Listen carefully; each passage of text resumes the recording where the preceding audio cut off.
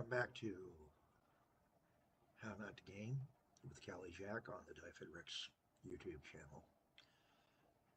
Can't guarantee how long these games will go on. It's a financial issue. Don't worry. Don't try to encourage me to monetize. Does it make the money that everybody says it does? I've already done my research. That's why I'd rather share for free. Yeah, I know. YouTube's still going to make money somehow or another off me. But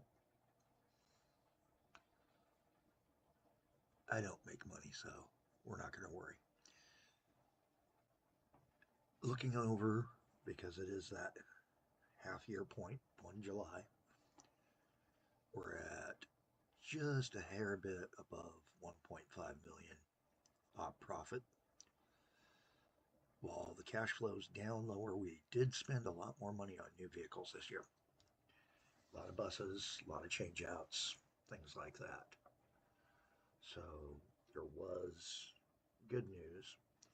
Also had a lot of construction for new roads, new rails to serve some of those new industries. They're just going to take a little bit of time to build up and start making money.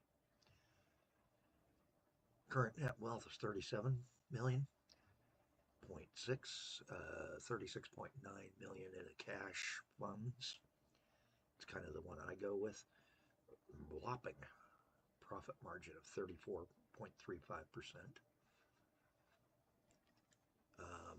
As far as trips go, if you take a look at that, that's why I projected it'll be actually a better year than the 3.1 last year. If we're already at 200,000 trips, yes, the costs are higher, but at the same time, the returns should start increasing as well. And as those buses begin to take and load up and transport more and more people in the towns at those lower rates with those lower buses, that's what we're after. Looking at our line management, and that's part of what this video is all about, is managing the game. You know, op profit's not the only measure. Like I said, cash flow. Last year was also a peak year. We didn't do as much construction or deployment. It was kind of a minor tweaks, tweak here, tweak there. Didn't spend the big bucks as much as we did this year. Unless you look at construction costs, in which case, yeah. And it was about the same amount of reduction of $500,000 worth. And that's about 300,000.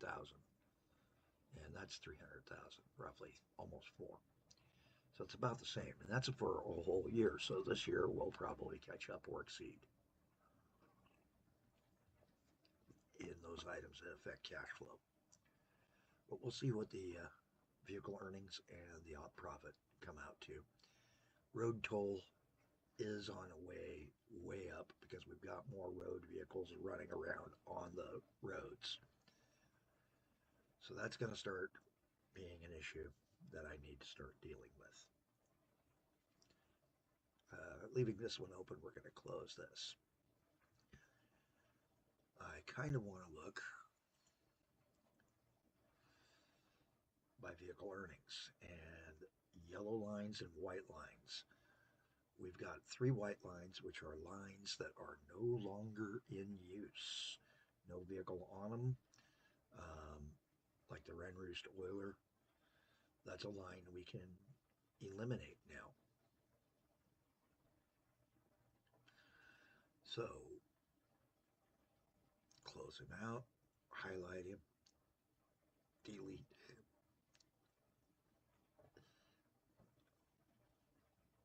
Races Barons, or Benzine's Tanker, where we've done some replacements. Looking at our vehicle list, no vehicle on it. Station was to go from the benzene yard to there. It was supposed to be that. We've replaced that with trucks, so that route is no longer needed. We'll delete him. We had the open line 59. I said I was holding it for use. it's better to delete it and let the number cycle back in next time I reboot the game.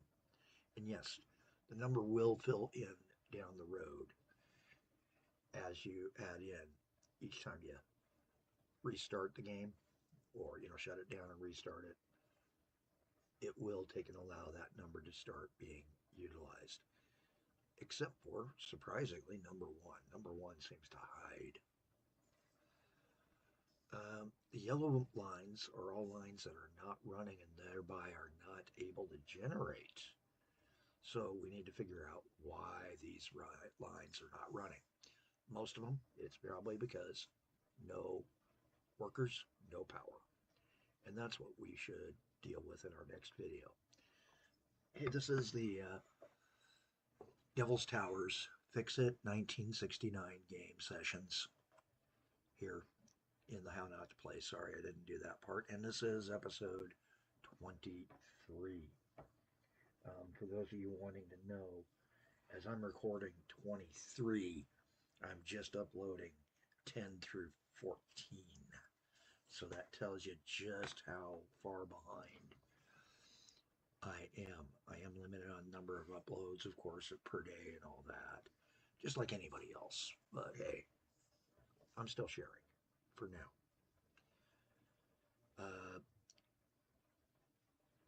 Blue lines, of course, have as we had already dealt with last episode and the episode before, some of those obsolete vehicles that we may need to take and see. Is there something else that'll get us better profits, let us haul more people, more cargo? And that's something I'll be looking at. We're going to look at those yellow lines first. Then we'll go to the red lines. I'm not as worried about red lines. Red lines sometimes, the best way to put this is they're feeder lines. Sometimes they boost something else that's making more than enough profit to make up for it, especially passenger lines that service a industry, making the industry pick up. Passenger lines that may be, new and circulating at a lower level because the transit line they're feeding off of or connecting into the system isn't working, or we haven't hooked it up to the main full map grid on towns that have just a little bus running around town to try to start growing the town. Black lines, of course, are in the profit money. We'll deal with red lines last. Again, easiest might be to take and get those blue lines dealt with. And that's probably a good thing to do, but I think those yellow lines are much more important next video. Again, I said this was going to be all about management. And when you go by trips and organize them by highest to lowest, the most number of trips is actually a red line. So I need to see, maybe I need to change the vehicles running to take and make that function better. You can also sort by number of convoys. So like the homely fitment trucks, furniture trucks are going to lose money, but they're getting the stuff over to the furniture, which makes some money. We'll figure out a way to make money out of it. Later, we might have to go with what I didn't want to do, which was to do a train line over there.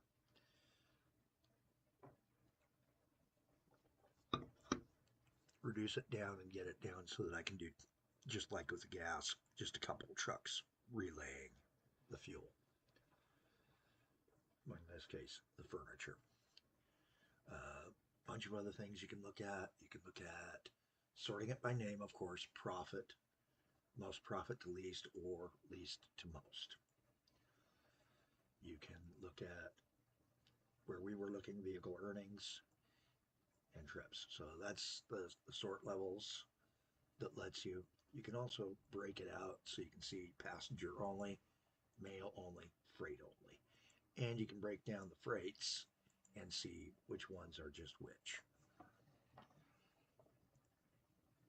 Messages I ain't worried about. We're going to go into finances again. It's time to remember that we can also look at other ways of looking at finances. Just the trucks are still making money, and they're on track to take and make almost as much as last year, if not a little bit more. Could go either way. It'll be either above or down, but it's going to be in that ballpark of the 450, I think. We'll see. Hopefully, it will. Again, we're way above on where we should be trips wise. And matter of fact, if we look at our trips, that's when it goes all chaotic. We had a high period going earlier in the period. This year, everything's all over the place as far as, whoops, that's cash flow. Trips. Trips, there we go.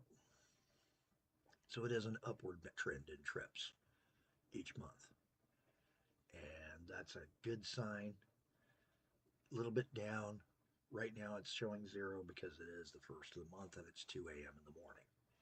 Not many people are delivered out. I mean, we had 23 deliver out, 23 units or passengers.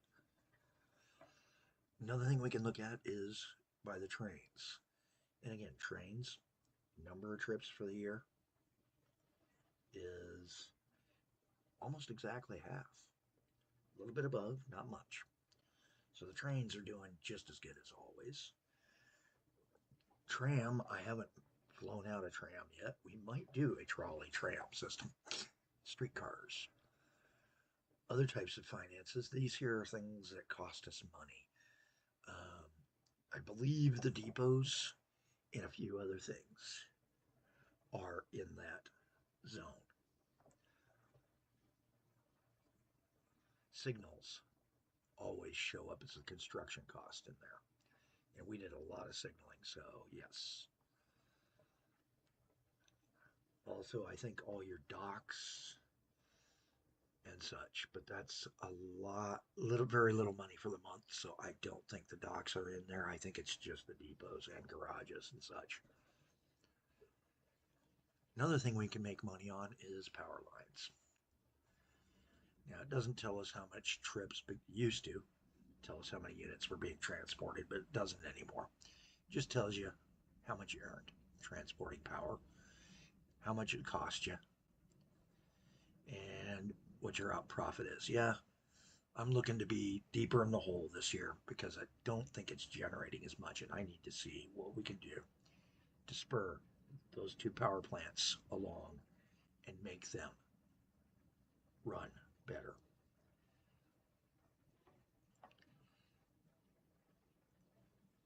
That takes us back to all, and now we can look at vehicle earnings line.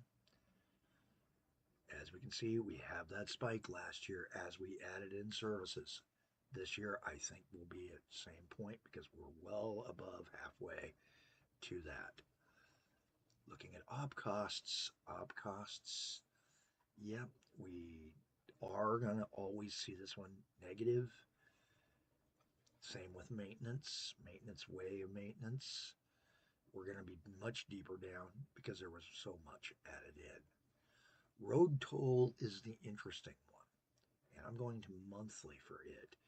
We had a flat rate going. There was, fluctuations, and it was increasing the amount we were paying out on it. When we started dispatching those buses back in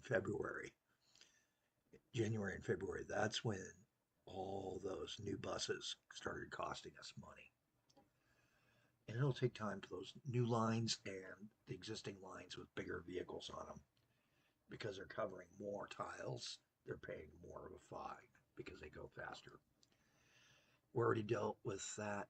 New vehicles are spending on that. As you can see, it's either going to be 0 or deep in the hole unless we sold a bunch of old obsolete things sitting in the back in the depots and barns. Construction cost doesn't break down, but it kind of gives us a period of when we were active. The account balance is still going up.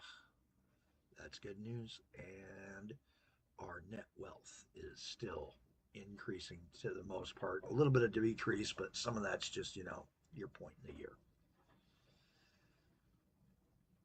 Assets should always be a sort of flowing chart where we have some gentle downgrade because as they go obsolete, they cost more money, or the value of the vehicle goes down. All right, I think we talked about it. We've shown you that you can look at years or months. We've talked about each of these. We talked about the good news. Again, one of the things you can do is in your factory list and your city lists, both, as I expand this a little bit, you can switch it by doing the arrow either direction to no player served by, and these here are the industries and businesses that have yet to be connected in.